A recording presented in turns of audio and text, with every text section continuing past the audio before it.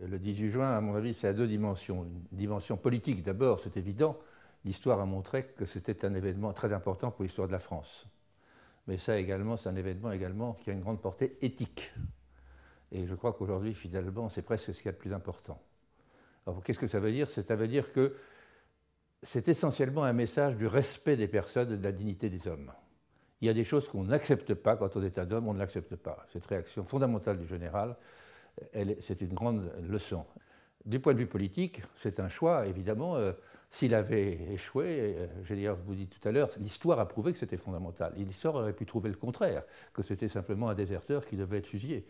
Mais voilà, l'histoire s'est écrite, et dans le fond, la signification du 18 juin, c'est l'armistice signé avec les Allemands, où la France était à la table des négociations, et la libération de Paris.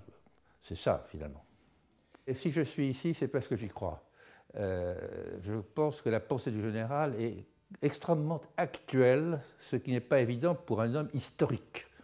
Et je vous le dis, pour moi, la grande leçon du général, c'est le respect des personnes. Je crois que pour moi, c'est ce qu'il y a de plus fondamental dans le gaullisme.